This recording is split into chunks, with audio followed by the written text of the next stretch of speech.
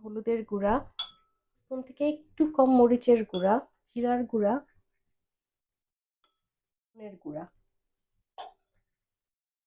এটা রেখে এটা থেকে একটু পানি দিয়ে মিশাই রাখবা। এটাতে আরো কয়েকটা জিনিস রাখবা, সেটা হচ্ছে মরিচের গুঁড়া, 7-8 ক্লোভস, 7 হোয়াইট কার্ডামম,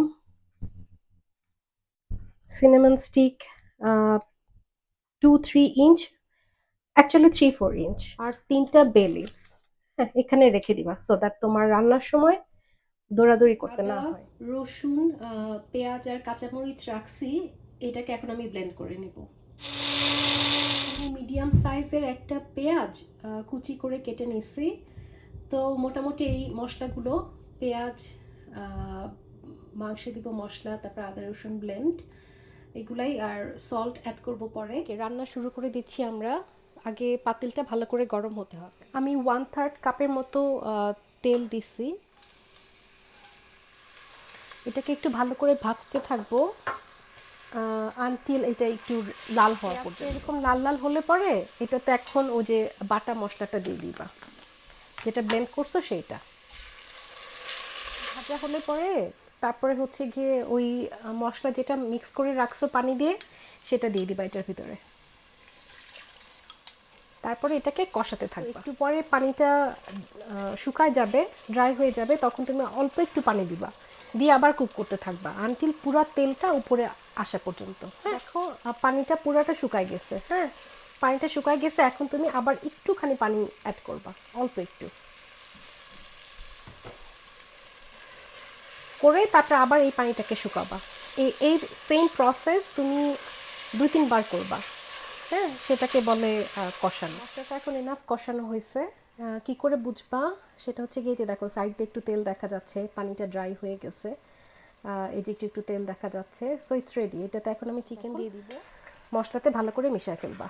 আচ্ছা, এটাতে এখন একটু সল্ট অ্যাড করব।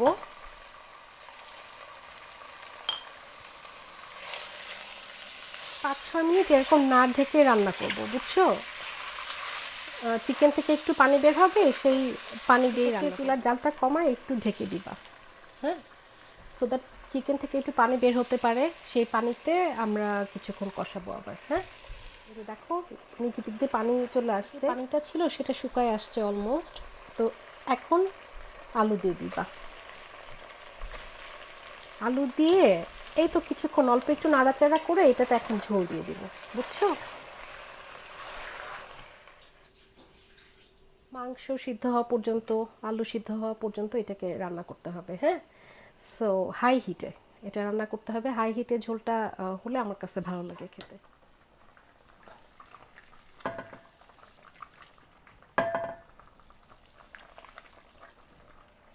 এটাকে জাল বাড়াই দিয়ে আর একটু ঢেকে রাখবো। হ্যাঁ, আর 3 মিনিট, 3-4 মিনিট পরে হয়ে যাবে। এত বেশি ঝোল চাই না, এই ঝোলটা একটু কমাবো। এখন ঠিক আছে ঝোলটা, সো এখন চুলাটা বন্ধ করে দিব।